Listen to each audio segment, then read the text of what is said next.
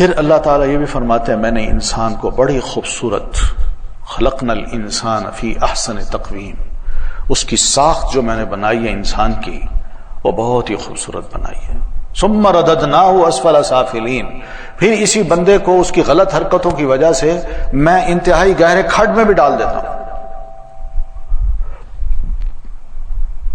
تو مراد یہ ہے کہ قرآن ہمیں بتا رہا ہے کہ اگر قرآن مجید سے آپ اٹیچ ہو جائیں تو اللہ تعالیٰ اس اٹیچمنٹ کی وجہ سے آپ کو بلند بھی کر سکتا ہے، آپ کے درجے بلند بھی ہو سکتے ہیں، اور اگر دور رہیں تو آپ کے درجے کم بھی ہو سکتے ہیں، کیونکہ اللہ تعالیٰ کے ہاں اسی کے ہاتھ میں ہم سب کی جو تقدیر ہے وہ لکھی ہوئی ہے. تو ہم اللہ سے اتنی دعا کر سکتے ہیں کہ اللہ ہمارے درجے بلند کر ہمیں نیچے نہ گرا.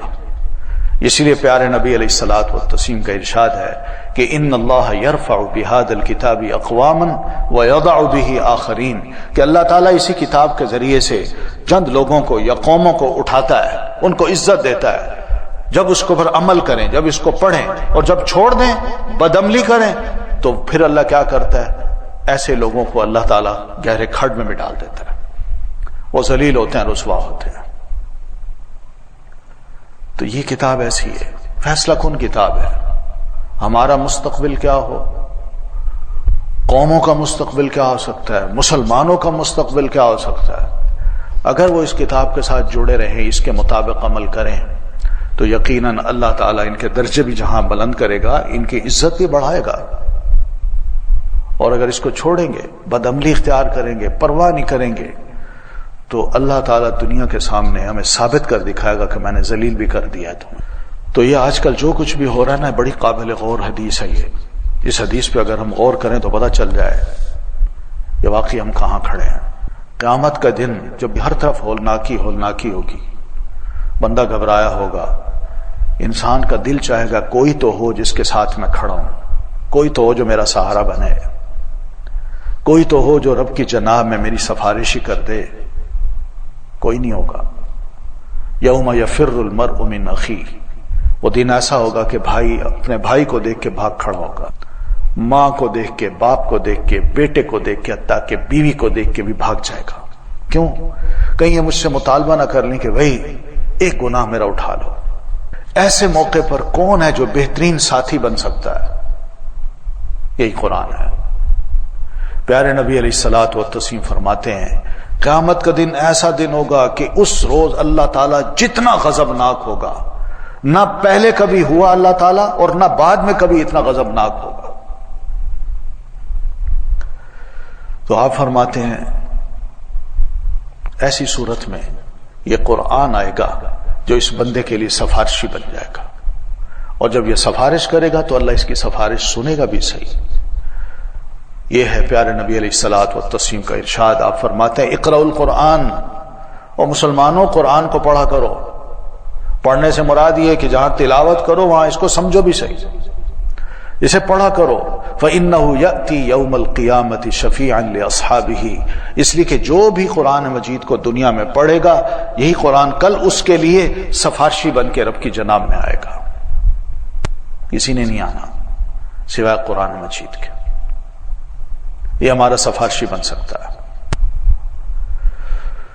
تو بہرحال بہت سی احادیث ہیں جو یہ باور کراتی ہیں کہ قرآن مجید ایک عظیم کتاب ہے. اس کے دنیا میں بڑے فائدے ہیں، آخرت میں بڑے فائدے ہیں.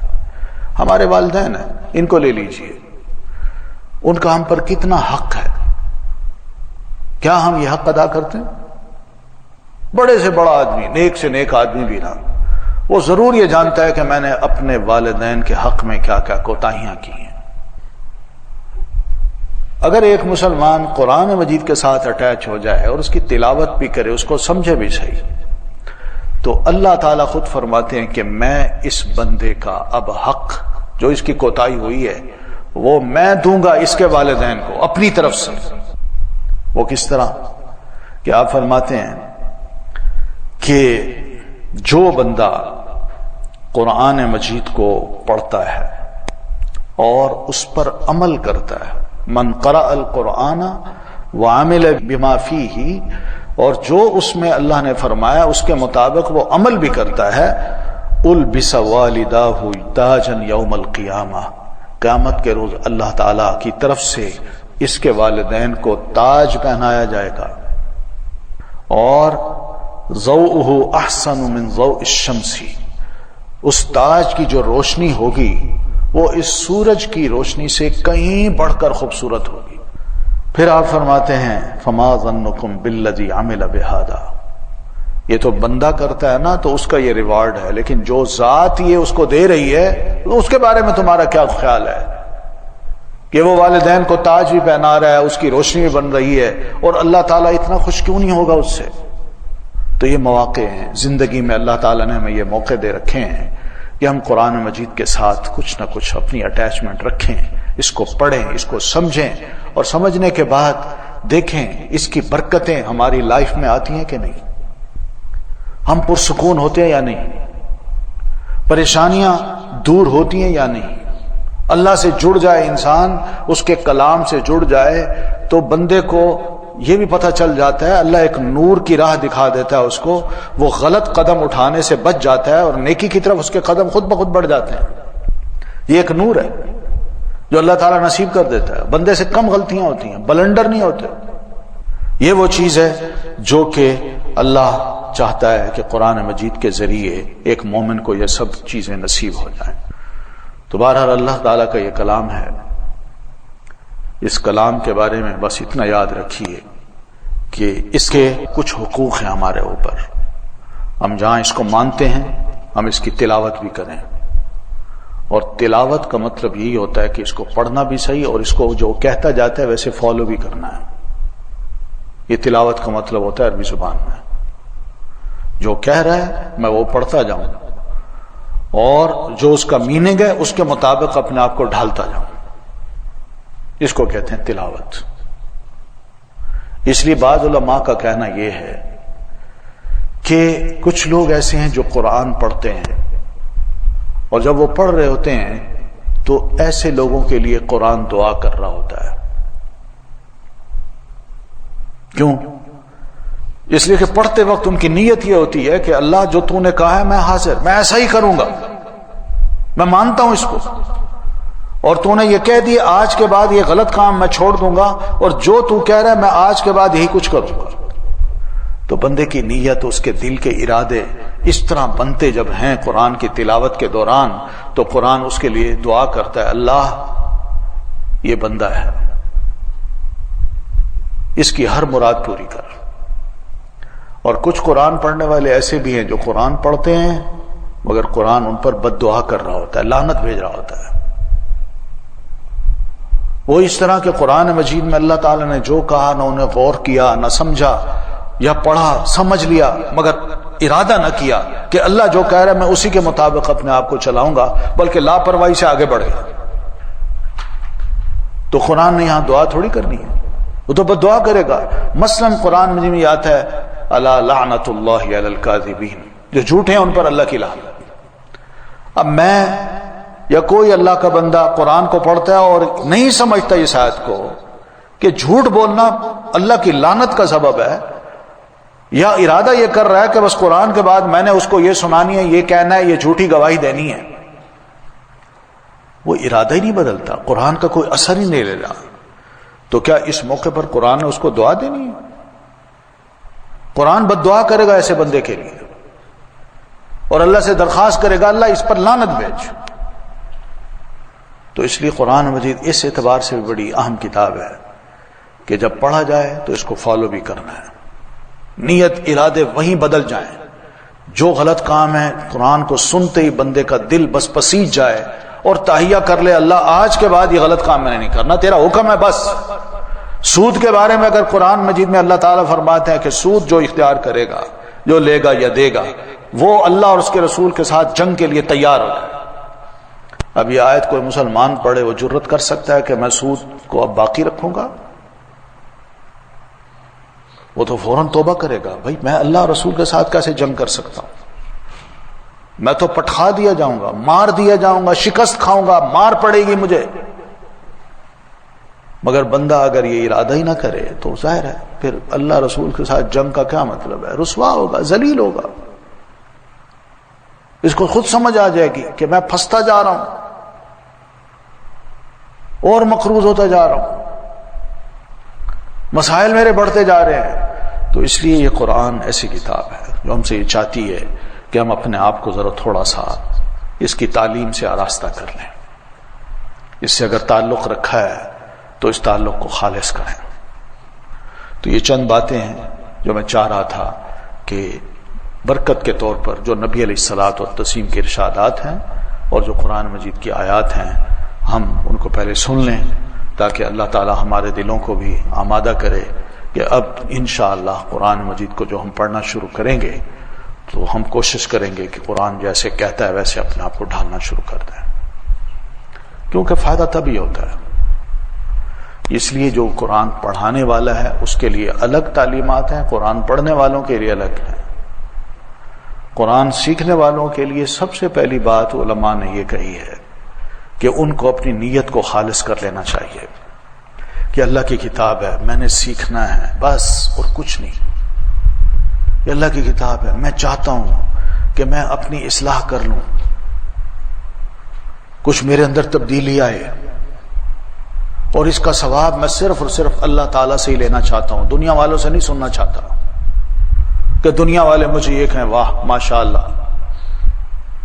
اچھا آج کل تو معاملہ ہی بڑا عجیب ہے کہ کچھ لوگ بلکہ بہت سے لوگ قرآن مجید کو سیکھنے کے لیے جب ارادے کرتے ہیں تو ان کے اپنے لوگ آڑے آتے ہیں، اوہ تمہارا دماغ خراب ہے، تم یہ قرآن سیکھ رہے ہو، کیوں وقت ضائع کر، کچھ پڑھ لو، کوئی ڈگری لے لو۔ اپنے لوگ ایسی باتیں، یعنی ان کے نظریے اپنے مسلمان ہیں۔ افسوس کی بات یہ ہے کہ غیر مسلم ہوتے تو چلو کوئی بات نہیں تھی، اپنے مسلمان ان کی فیلنگز یہ ہیں کہ وہ اپنے بچوں کو، اپنے دوستوں کے بچوں کو یہ نصیحتیں کرتے ہیں بھی تم وقت ضائع کر رہے ہو۔ خدا کے بندو، ہم مسلمان ہیں، یہ قرآن ہمارے لیے کھانے پینے اور سونے سے زیادہ اہم ہے۔ مجھے بھوک لگے، روٹی نہ ملے، میں اسی حالت میں مر جاؤں تو میرا مرنا کوئی فائدہ مند نہیں ہے، لیکن اگر قرآن نہیں ملتا اور میں اپنی ذہن، عقل، سمجھ، آنکھ کان رکھتے ہوئے اس قرآن مجید سے کوئی فائدہ نہیں اٹھا سکا، نہ مجھے یہ علم ہو سکا کہ اللہ کون ہے، میں کیا ہوں، میرا اللہ سے کیا تعلق ہے، حلال حرام کیا ہے، جائز ناجائز کیا ہے، صحیح اور غلط کیا ہے، کچھ کیا کرنا ہے کیا نہیں کرنا، اور میں ایسی جانوروں کی زندگی گزار کے فوت ہو گیا، تو آپ سوچئے نا میری یہ فوتگی جو ہے یہ کتنی بری ہے، کتنی بری ہے۔ تو اس لیے فرق کرنا چاہیے، ہمیں دیکھنا چاہیے۔ تو نیت کو ہم درست کریں سب سے پہلے کہ اللہ تیری رضا کی خاطر، تیری خوشی کی خاطر، تیری کتاب ہے، میں اس کو سیکھنا چاہ رہا ہوں اور میں انشاءاللہ سیکھوں گا۔ اور میں سمجھتا ہوں کہ اللہ تعالیٰ نے ہمیں جو عمر عطا کی ہے، اس عمر میں اگر 1 سال ہم نکال کے قرآن مجید کے لیے وقف کر لیں تو یہ برا نہیں ہے، کوئی نقصان بھی نہیں ہے۔ ہم کتنی بار پیپرز میں فیل ہو جاتے ہیں، پھر تیاری کرتے ہیں، پھر کرتے ہیں، پھر کرتے ہیں، اور آخر کامیاب ہو کے اپنی منزل تک پہنچ پاتے ہیں۔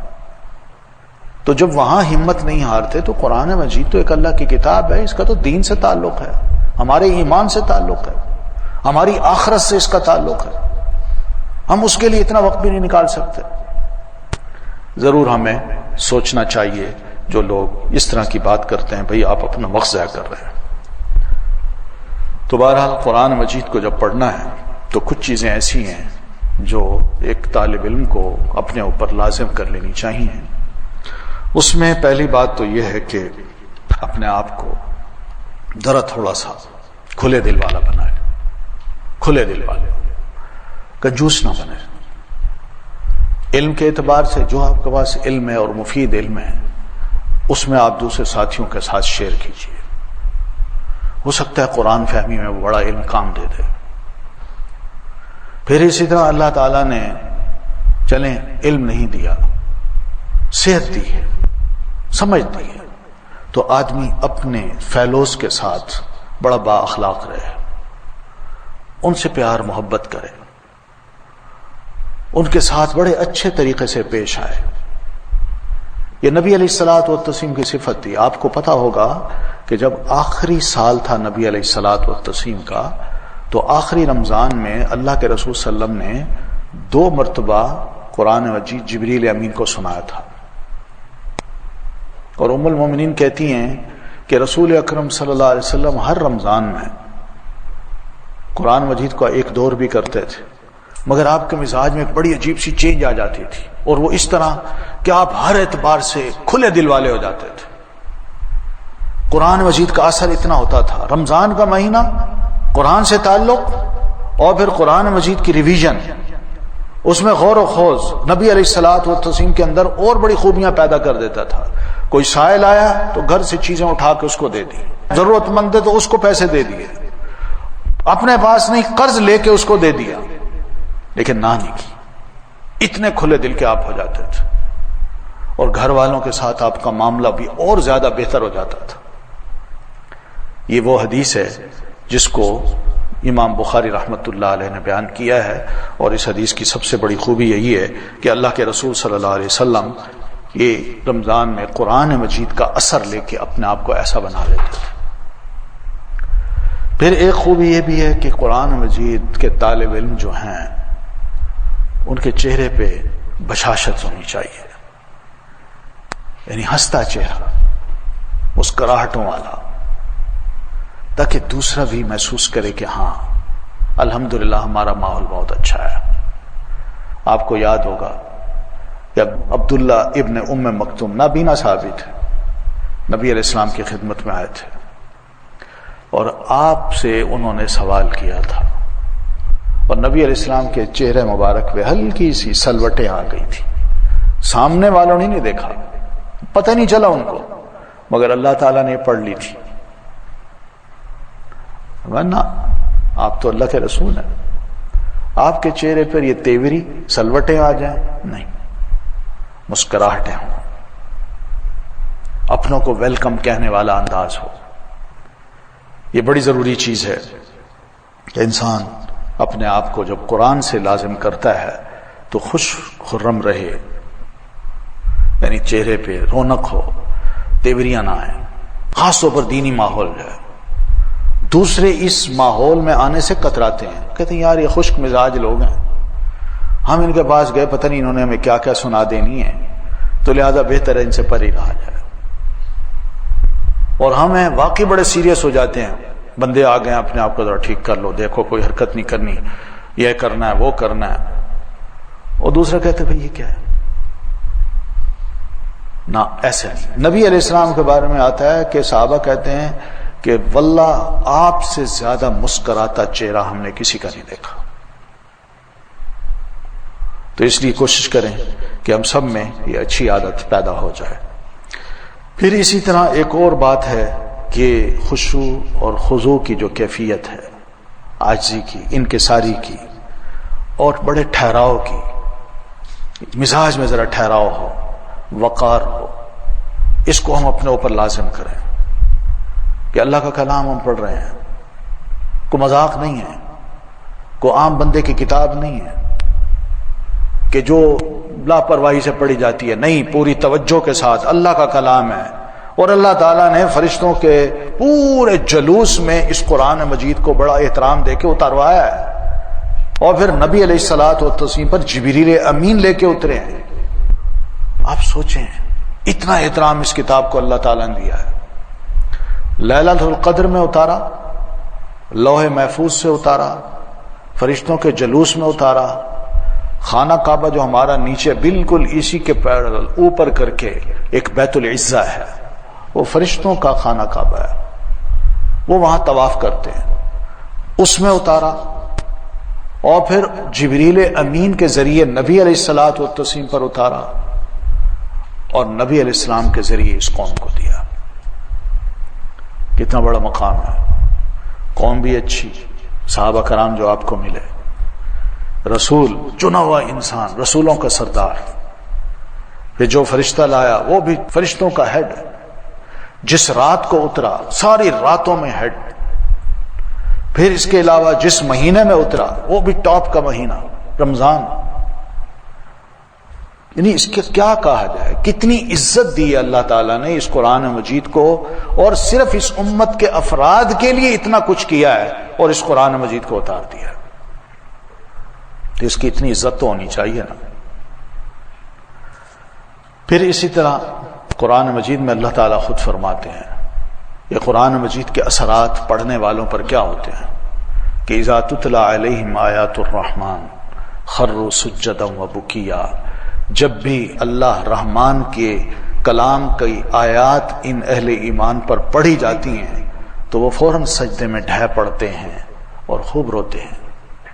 یہ عاجزی ہے، یہ انکساری ہے، اللہ تعالیٰ کو ایسی عاجزی پسند ہے۔ پھر اسی طرح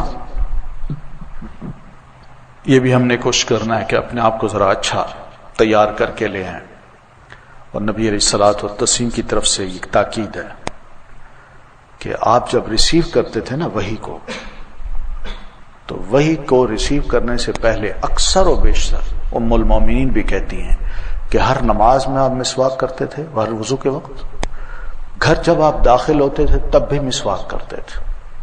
ہم چونکہ قرآن مجید کے طالب علم ہیں تو اس لیے ایک دو چیزیں اور بھی اپنے اوپر لازم کریں کہ زبان پہ اللہ تعالیٰ کی تسبیحات ہوں، حمد کی تسبیحات، سبحان اللہ، الحمدللہ، استغفر اللہ، لا الہ الا اللہ، یہ بڑی اچھی چیزیں ہیں۔ قرآن مجید نے بار بار کہا ہے فسبح بحمد ربک بالعشی والابکار، کہ اللہ کے رسول آپ صبح و شام اللہ تعالیٰ کی حمد کی تسبیح بیان کیجیے۔ یہ جو قرآن کے ساتھ تعلق رکھنے والے لوگ ہیں ان کے لیے بڑی لازمی چیزیں ہیں، یہ خوبیاں آنی چاہیے۔ پھر یہ بھی ہے کہ باوضو ہو کے بیٹھنا ہے، کلاس میں آئے قرآن مجید پڑھنے کے لیے ہیں تو باوضو ہو کے بیٹھیں۔ بیٹھنے کا یہ انداز بھی ٹھیک ہے، مگر پرانے دور میں لوگ جو ہے نیچے بیٹھتے تھے، آج کل بھی بیٹھتے ہیں، یہ میں نے کہا تھا یہ دور بھی ہے، آج کل بھی بیٹھتے ہیں، اور اس میں بیٹھنے کے دو انداز اپنائے جاتے ہیں اکثر و بیشتر۔ جس کو بہت زیادہ پسند کیا جاتا ہے وہ یہ کہ دو زانو ہو کے بندہ اپنے ٹیچر کے سامنے بیٹھے، یا قرآن مجید کو جب پڑھے تو دو زانو ہو کے پڑھے، یہ بھی جائز ہے۔ لیکن اگر پائنتی مار کے بیٹھے بندہ تو بھی جائز ہے، کوئی بری بات نہیں ہے، اس کو بھی غلط نہیں کہا علماء نے۔ تو بہرحال اسی طرح یہ کرسی پہ بیٹھ کے پڑھنے بھی کوئی بری بات نہیں ہے۔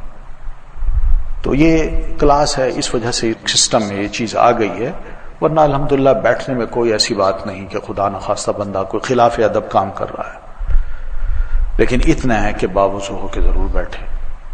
یہ چند ایک باتیں ہیں، انشاءاللہ ان سے ہماری اپنی آہستہ آہستہ اور بھی خوبیاں ایڈاپٹ کرنے کی ایک صلاحیت پیدا ہو جائے گی، اور اللہ نے چاہا تو ہم قرآن مجید کو نہ صرف پڑھنے والے بنیں گے بلکہ آہستہ آہستہ اس پر عمل کی بھی کوشش کرتے کرتے انشاءاللہ کامیاب ہو جائیں گے۔